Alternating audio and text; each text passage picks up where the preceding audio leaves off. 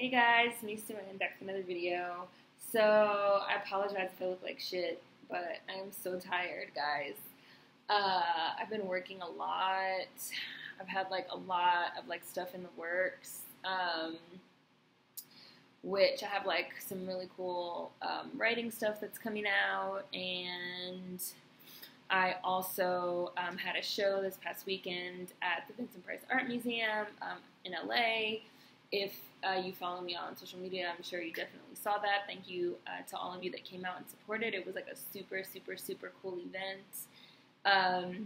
Jay-Z keeps like dropping more and more and more bonus information, or like bonus tracks and like bonus videos and like bonus cartoons and like all this stuff. So I'm kind of tired, you guys, but hopefully I don't look too terrible in this video. This is going to be a quick follow-up to my last video on 444. And again, I'm actually really, really happy that I have been taking my time with this work because in addition to the visual for the Story of O.J., which is now available on YouTube, and the bonus tracks, which are now available after the widespread release of this past Friday, Jay-Z has also released this video. It's like a series of interviews called Footnotes to 444, which I'm also going to discuss in this video. So, the Story of O.J., the video for that is fucking sick. Like, it's fucking amazing. It's in this notoriously racist, like, old school Warner Brothers animation style with Jay-Z playing J-Bo, which is obviously a take on Sambo, little black fucking Sambo. These like old ass, again, like racist fucking Warner Brother cartoons depicting, and not just Warner Brothers, but like it's clearly meant to be an allusion to Warner Brothers. It has like the red like circles. Well, it's in black and white, but you know the very famous intro before a Warner Brothers cartoon is like used.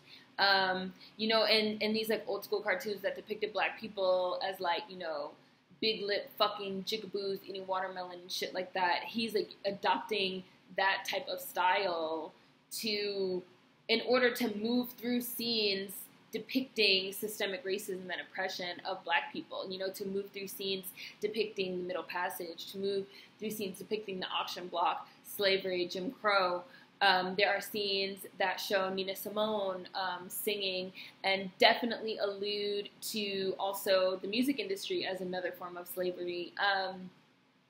There's scenes of black people like at the strip club throwing money at this like stripper that's on stage, and the stripper that's on stage looks like Sarah Baartman with this like really exaggerated body, which if you guys don't know about Sarah Baartman, I will put some links in the description box. Sarah Baartman was basically a black woman that was seen as like a sideshow freak, as the Hottentot Venus, as, you know, white people just doing what they do best, which is fucking dehumanizing anything that they feel like is different and is the other and that they don't understand, which is what they do have historically done to black people and are still doing to this day. There are some scenes depicting that. There's a depiction of J-Bo as Huey Newton, sitting in the very famous like chair with the guns, which is like a very famous picture of Huey Newton, who started the Black Panther Party. The whole video, and I would even go so far as to say all this extra material, the fucking bonus tracks, which are Adness, which is named after his father, Blues Freestyle, We Family, and Many Face God, all that, and also the footnotes to 444, this video with these like other famous, rich and famous black men, like Chris Paul is in there, Rod from Get Out was in there. Just, you know, this is about intergenerational trauma.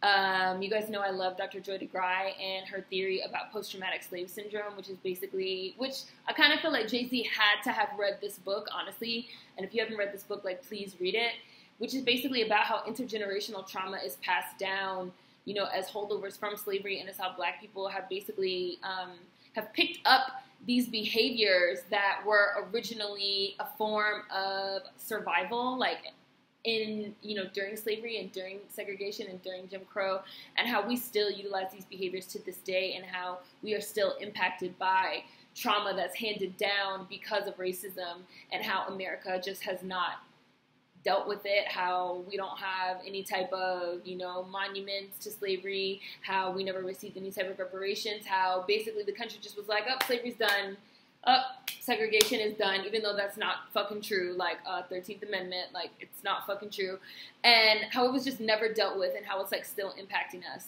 And that's something that's really explored a lot in all of the content of 444, and especially in, you know, the bonus material. Adness especially is, like, I see why these bonus tracks didn't make it on to the album, because, again, I feel like the album is fucking perfect as it is with these 10 tracks. And these extra 3 tracks don't really fit into like, they fit into the theme, but just in terms of, like, the sound of the tracks and the arrangement of the 10 tracks, that was just, like, completely perfect. But Adness, which is about his father, who's named Adness Reeves, which I just want to always see for Gloria Gardner, Adness Reeves, who made Love Under the Sycamore Trees, which makes me a more sicker MC than my mama would claim. At 10 pounds when I was born, I didn't give her no pain.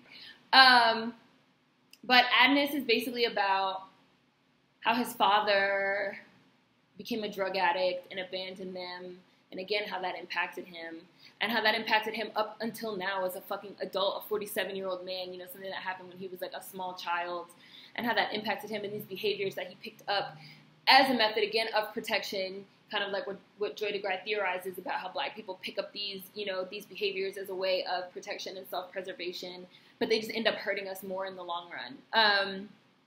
And in the video, the footnotes to 444, which you can view the whole thing on Tidal, you can view snippets of it floating around on the internet, various places.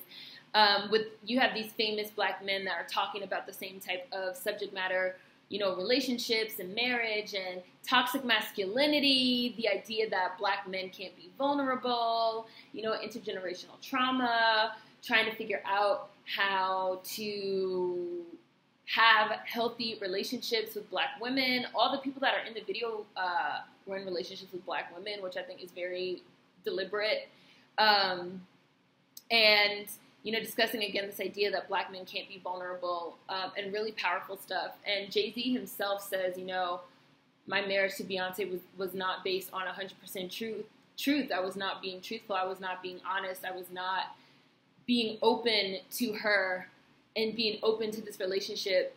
And I had to reach a point where it was like, we're just going to have to like scrap this whole shit and start over with, you know, with honesty and with an understanding that we are both dealing with intergenerational trauma, that we are both dealing with the effects of systemic racism, and that it's like really powerful stuff. I feel like this album and like this bonus material is so fucking powerful. And again, just like I said in my last video, if Lemonade is about, you know, kind of the inner workings, I feel like Lemonade is about the inner workings of, you know, the emotional lives of Black women and how Black women are expected to do all this emotional labor. And A Seat at the Table is kind of like broadly about, you know, more behaviors that we pick up, including crippling fucking depression that, you know, stem directly from being systemically oppressed. And then you have this album, 444, which is definitely about the emotional lives, the inner working of Black men, and Black men specifically coming to terms with just how impacted they have been and how impacted we have all been by the legacy of slavery and systemic racism, which is still going on to this day. And it's like every day something new drops that's just like more powerful than the last thing, and like more powerful than the last thing. And I'm just like so proud of Jay-Z for like, this is like the album that we all wanted from Jay-Z. So I'm so proud that he like finally put this album out with this type of mature subject matter, discussing these kind of things, because this shit really matters. So I really enjoy all this bonus material. I enjoyed the tracks a lot. Adness I really, really, really loved a lot. And Blues Little Freestyle, boom shakalaka, boom shakalaka, everything in shaka, everything in flocka, five-year-old raps. But she had a little flow. So I just loved it. I don't see myself stopping this album anytime soon. I'm playing this shit every single day. I did buy physical copies, which I said I was going to do. You can't get the bonus tracks. I also bought like a digital download, whatever. I don't know. You guys know I'm not tech savvy, but the bonus tracks are not on there. I believe you can only get them if you buy the physical copy. So, and it's definitely worth it for those extra 3 tracks, in my opinion, and it's definitely worth it for the Footnotes to 444. Like, it's just nothing that I have seen thus far has made me feel like Jay-Z is like wasting my time or wasting my money. He's doing some really, really important work, healing work, and it's also really exceptional to see Black men, in my opinion, doing healing work, because again, something that Beyoncé also discussed in Lemonade is how, like, so often healing work and emotional labor falls on Black women, is expected of Black women to fucking go around magically laying hands on everybody and healing them. So I love it. I love it. I love it all. So hopefully you guys enjoyed this video. Quick little follow-up. I'm pretty sure that Friday I'm going to post my 30,000 subscribers video, finally. I just been like sleeping, so hopefully I'll like get my little mojo back. And food for thought, as always, please check the links in the description box. There's going to be lots and lots and lots of links that I think you guys should all read. And I'll see you guys next time.